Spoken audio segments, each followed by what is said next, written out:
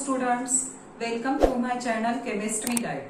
Today we are going to study the chapter that is Chemical Thermodynamics. The weightage for this chapter is 6/8, that is marks with option 8 and marks without option 6. At first we are see some introduction. We know the transformation, that is the conversion of liquid water into the vapor, or ice converted into the liquid water, and carbon burns to form carbon dioxide.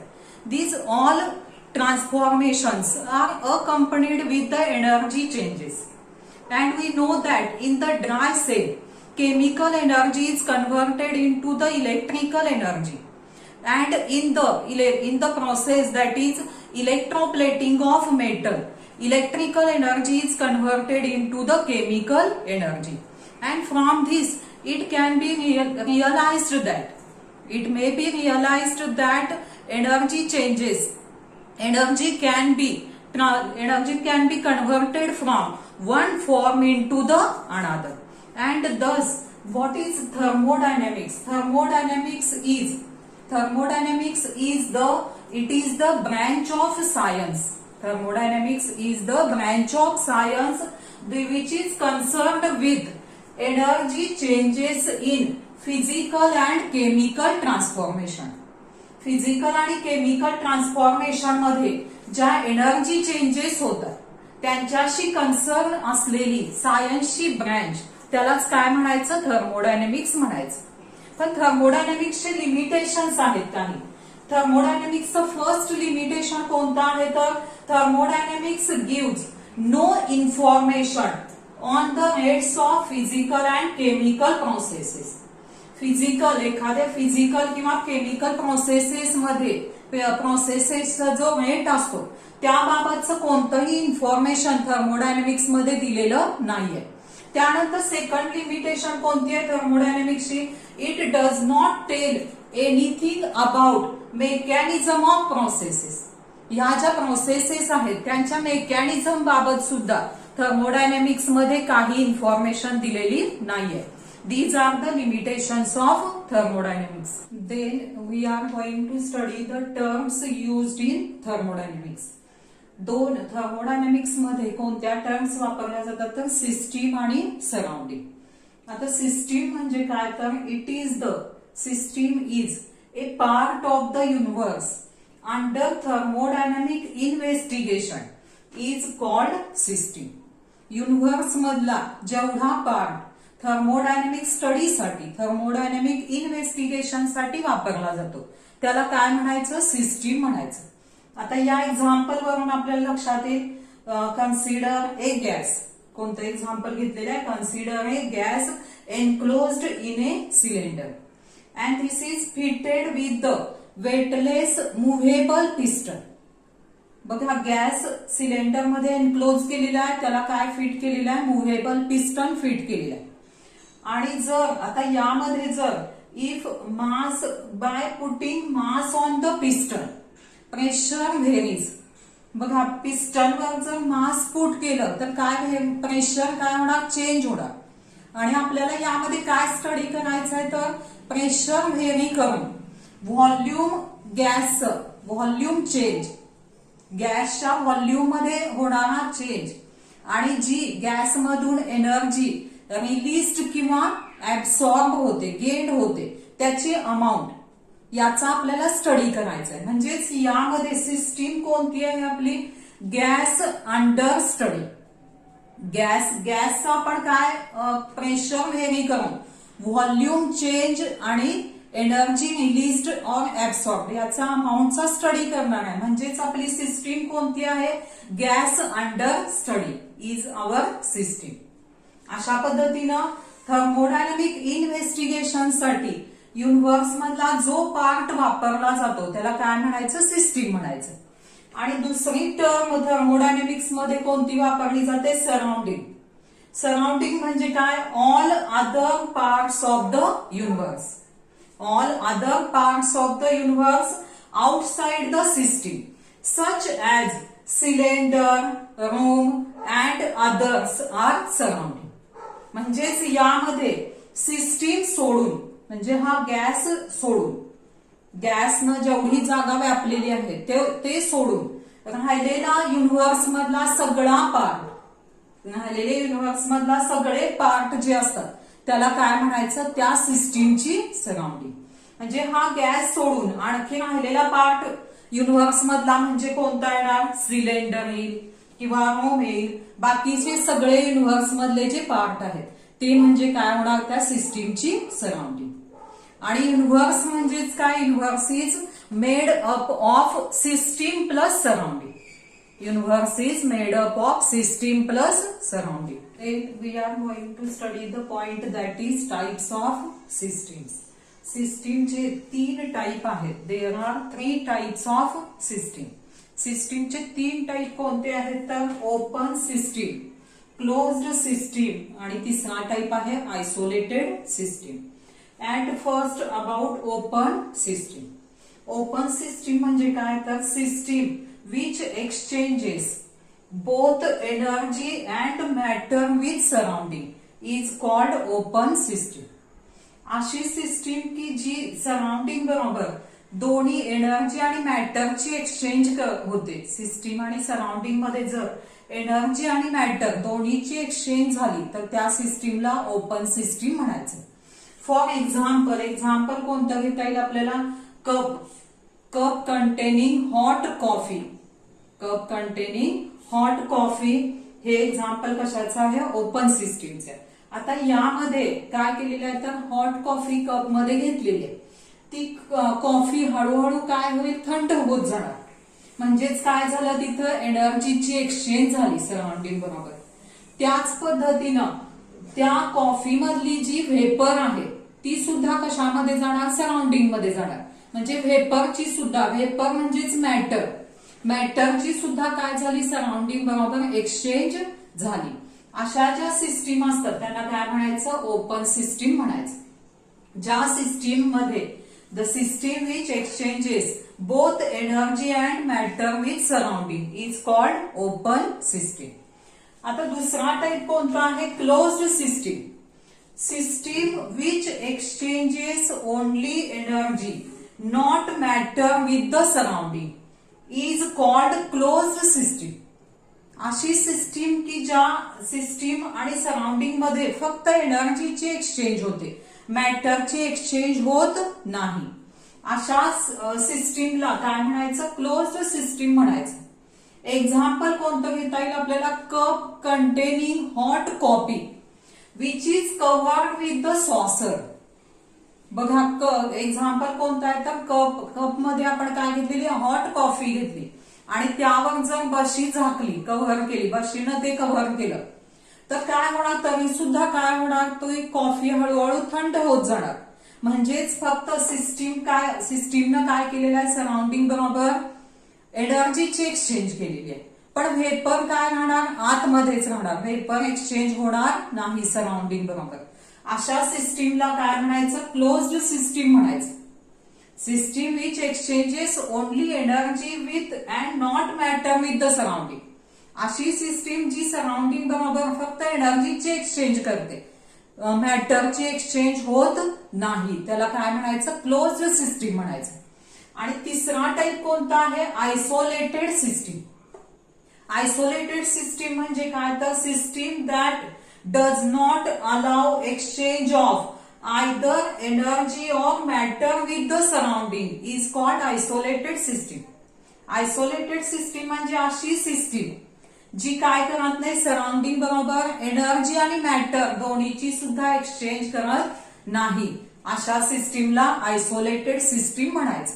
या example वरून लक्षात येईल, example तेच घेतलेलं आहे बघा, पण त्यामध्ये बदल काय आहे. एक्झाम्पल कोणतं आहे तर cup containing hot coffee which is covered with the saucer and this is insulated from the surrounding. पूर्णपणे सराउंडिंग बरोबर काय केलेलं आहे ते सिस्टीम इन्सुलेटिंग केलेली आहे, अशी सिस्टीम. आता यामध्ये काय होणार तर कॉफी थंड पण होणार नाही इन्सुलेटिंग केल्यामुळे, म्हणजेच तिथं काय झाली नाही, एनर्जीची एक्सचेंज झाली नाही. आणि सॉसरमुळं, बशी त्यावर कव्हर केल्यामुळं काय झालं, व्हेपर आतमध्येच राहिली. ती व्हेपर आतमध्येच राहिली म्हणजे व्हेपरची सुद्धा सराउंडिंग बरोबर एक्सचेंज झाली नाही. म्हणजे एनर्जी आणि मॅटर दोन्हीची सुद्धा एक्सचेंज झालेली नाहीये. अशा सिस्टीमला म्हणायचं isolated system. System that does not allow exchange of either energy or matter with surrounding. अशी सिस्टीम जी सराउंडिंग बरोबर एनर्जी आणि मॅटर दोन्हीची सुद्धा एक्सचेंज करत नाही, त्याला काय म्हणायचं, आयसोलेटेड सिस्टीम म्हणायचं.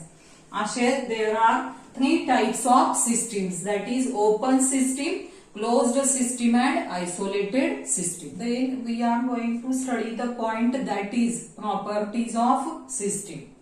First, extensive property, second is intensive property. At first, extensive property. आता extensive property म्हणजे काय, तर a property which depends on the amount of matter present in a system is called extensive property. Extensive property म्हणजे अशी property अशी property जी कशावर अवलंबून असते, तर सिस्टीम मध्ये जो मॅटर आहे त्या मॅटरच्या अमाऊंटवर जी प्रॉपर्टी अवलंबून असते त्याला काय म्हणायचं, एक्सटेन्सिव्ह प्रॉपर्टी. मग एक्झाम्पल्स कोणते घेता येतील, mass, volume, internal energy, heat capacity, number of moles etcetera. These are the examples of extensive property. आता यामध्ये जर मास जर घेतलं, जेवढं सिस्टीम मध्ये जर अमाऊंट जो आहे, सिस्टीम मध्ये जो मॅटर आहे त्याचा अमाऊंट जेवढं जास्त तेवढं काय वाढत जाणार, मास वाढेल किंवा व्हॉल्यूम इन्क्रीज होणार. अशा पद्धतीनं ज्या प्रॉपर्टीज सिस्टीम मध्ये जो मॅटर आहे त्याच्या अमाऊंटवर अवलंबून असतात त्याला काय म्हणायचं, एक्सटेन्सिव्ह प्रॉपर्टी. आणि इंटेन्सिव्ह प्रॉपर्टी म्हणजे काय, तर a property which is independent of the amount of matter in a system is called intensive property. System मध्ये जो मॅटर आहे त्याच्या अमाऊंटवर जी प्रॉपर्टी इंडिपेंडंट असते, अवलंबून नसते, त्याला काय म्हणायचं, त्या प्रॉपर्टीला काय म्हणायचं, इंटेन्सिव्ह प्रॉपर्टी. एक्झाम्पल्स इंटेन्सिव्ह प्रॉपर्टीचे कोणते आहेत, pressure, temperature, surface tension, viscosity, melting point, boiling point, specific heat etcetera. These are the examples of intensive property. म्हणजे यामध्ये हे जे एक्झाम्पल्स आहेत, या ज्या प्रॉपर्टीज आहेत, जरी सिस्टीमचा मॅटरचा अमाऊंट चेंज केलं तरी सुद्धा ज्या प्रॉपर्टीची व्हॅल्यू चेंज होत नाही त्यांनाच आपण काय म्हणणार, intensive properties. Thus the properties of systems are extensive property and intensive property. We are going to see the point that is state variables. State variables कशाला म्हणायचं, तर the measurable thermodynamic properties required to describe the state of the system. सिस्टीमची state describe करण्यासाठी ज्या measurable thermodynamic properties आवश्यक असतात, ज्या मोजता येण्यासारख्या ज्या थर्मोडायनॅमिक प्रॉपर्टीज आहेत की ज्यामुळे सिस्टीमची स्टेट डिस्क्राईब होते, त्याला काय म्हणायचं, स्टेट व्हेरिएबल्स म्हणायचं. मग असे मेजरेबल थर्मोडायनॅमिक प्रॉपर्टी ज्यामुळे सिस्टीमची स्टेट डिस्क्राईब होते अशा प्रॉपर्टीज कोणत्या आहेत, तर pressure, temperature, volume, composition etcetera. These are the state variables ज्यांच्यामुळे काय होतं, सिस्टीमची स्टेट आपण डिस्क्राईब करू शकतो, त्याला काय म्हणायचं, स्टेट व्हेरिएबल म्हणायचं. त्यानंतर आपण बघायचंय what is state of a system. State of a system म्हणजे काय, तर the condition of a system which is determined by specifying the values of known set of state variables is called state of the system. जे state variables आहेत, state variables म्हणजे कोणते, pressure, temperature, volume यासारखे जे state variables आहेत त्यांच्या values जर specify केल्या आपण आणि त्यांचा जो सेट तयार होतो की ज्यामुळं सिस्टीमची कंडिशन डिस्क्राईब होते त्यालाच काय म्हणायचं, सिस्टीमची स्टेट म्हणायचं. सिस्टीमची स्टेट म्हणायचं. आता या एक्झाम्पल वरून लक्षात येईल. Consider a gas. जर गॅस कन्सिडर केला हॅव्हिंग प्रेशर P1, व्हॉल्यूम आहे V1, temperature T1 and number of moles. म्हणजे ह्या काय केल्या व्हॅल्यूज आपण काय केल्या, या स्टेट व्हेरिएबल्सच्या व्हॅल्यू स्पेसिफाय केल्या आणि हा जो सेट तयार झाला याला सिस्टीमची स्टेट म्हणायचं. If one of these factor changes, the system changes from one state to another state. यातला एखादा जरी फॅक्टर चेंज केला तर सिस्टीम काय होणार, एका स्टेट मधून दुसऱ्या स्टेट मध्ये चेंज होणार. मग दुसऱ्या स्टेट मध्ये ही सिस्टीमची काय झाली, इनिशियल स्टेट म्हणायचं. आणि जर एखादा फॅक्टर बदलल्यामुळं पूर्ण सेट सिस्टीमची स्टेट चेंज होणार आणि न्यू स्टेट मध्ये सिस्टीमचं प्रेशर काय होणार P2, व्हॉल्यूम घेतलं V2, temperature T2 and number of moles. हा न्यू सेट जो तयार झाला त्याला काय म्हणायचं, this is the final state of the system. आणखी एक एक्झाम्पल घेऊया आपण. Consider a gas enclosed in a cylinder. Consider a gas enclosed in a cylinder. It is heated with the movable piston. आता त्या गॅसचं समजा प्रेशर घेतलं आपण. If the pressure of the gas is 1 bar, pressure on the gas is 1 bar, volume is 1 dm cube, temperature 300 Kelvin, and number of moles 1 mole. 1 mole. If the pressure of the gas is changed from, आणि अशा पद्धतीने हा एक set तयार झाला. 1 bar pressure, 1 dm cube volume, 300 Kelvin temperature, 1 mole of a gas. हा जो set तयार झाला याला काय म्हणायचं, सिस्टीमची स्टेट म्हणायचं. आता जर प्रेशर चेंज केलं, if pressure of a gas changes to 2 bar, due to which volume changes, volume becomes 0.5 dm cube, temperature 300 Kelvin आणि number of moles 1 mole. Thus यामुळं प्रेशर चेंज केल्यामुळं काय झालं, व्हॉल्यूम चेंज झाला, पूर्ण सेट चेंज झाला आणि न्यू सेट जो तयार झाला यालाच काय म्हणायचं, सिस्टीमची final state. This is the initial state of the system, this is the final state of the system. अशा पद्धतीने सिस्टीमची स्टेट म्हणजे काय, तर the condition of a system which is determined by specifying the values of a known set of state variables is called state of the system.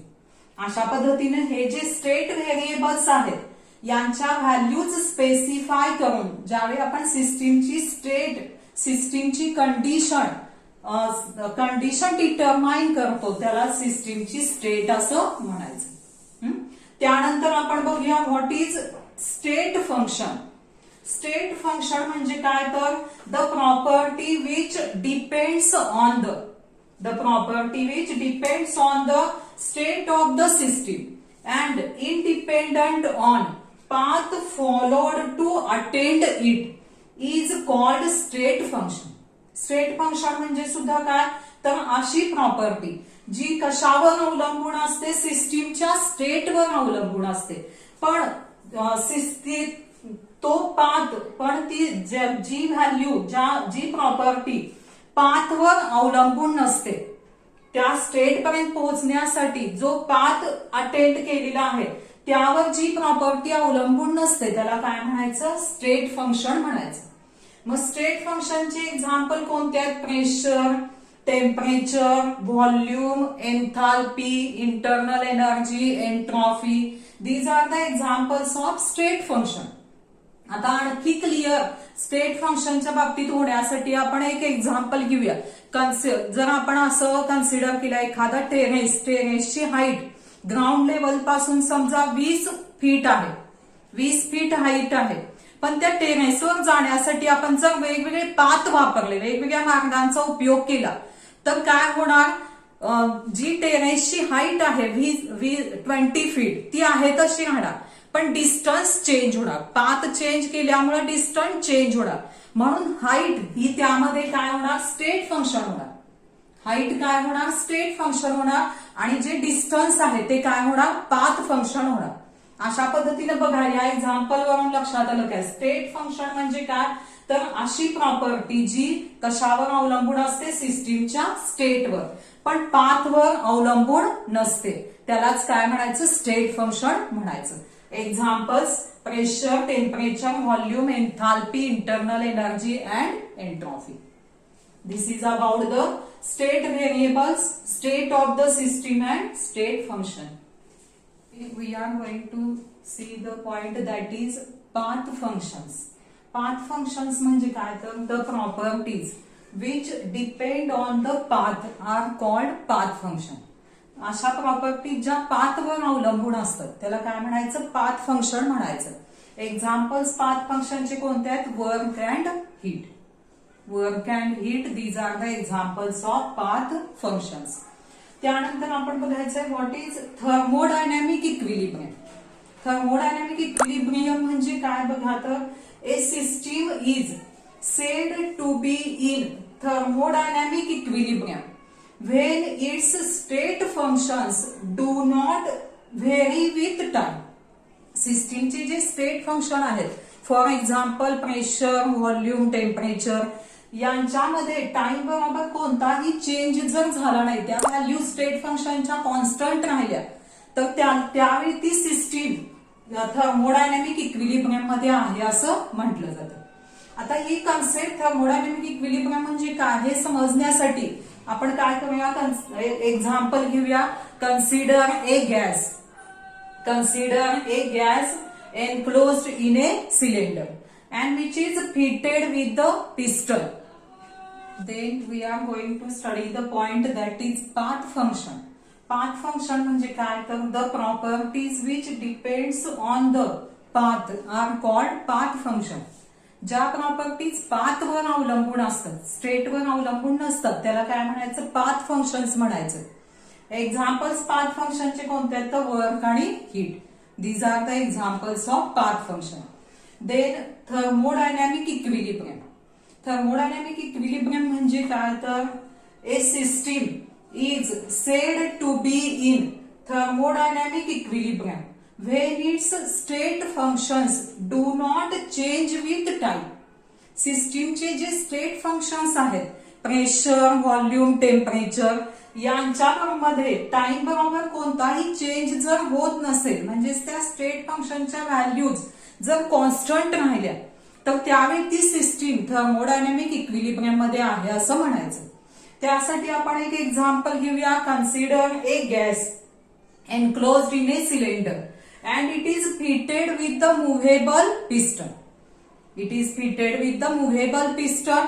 If the pressure of the gas is P1, volume of gas is V1, temperature is T1, and if the piston is kept motionless, जर piston pressure gas आहे P1, volume आहे V1, temperature आहे T1, आणि piston आहे तसा ठेवला, move केला नाही, तर त्यामुळं काय होणार, प्रेशर, व्हॉल्यूम, टेम्परेचर यांच्या व्हॅल्यूज कॉन्स्टंट राहणार. अँड दस त्यावेळी ती सिस्टीम काय म्हणायचं, the system is said to be in the present in the equilibrium state. पण आता जर if the piston moves upward, piston जर मूव्ह केलं अपवर्ड डायरेक्शन मध्ये, तर गॅस काय होणार, thus the gas expands, gas expands होणार, आणि त्यामुळे काय होणार, प्रेशर, व्हॉल्यूम, टेम्परेचरच्या ज्या व्हॅल्यूज आहेत त्या चेंज होणार. The values of pressure, volume, temperature varies and thus त्यावेळी ती सिस्टीम काय म्हणायचं, दस the system is in the non equilibrium state. त्यावेळी ज्यावेळी प्रेशर, व्हॉल्यूम, टेम्परेचरच्या व्हॅल्यूज व्हेरी होणार, त्यावेळी ती सिस्टीम काय म्हणायचं, नॉन इक्विलिब्रियम स्टेट मध्ये आहे असं म्हणायचं.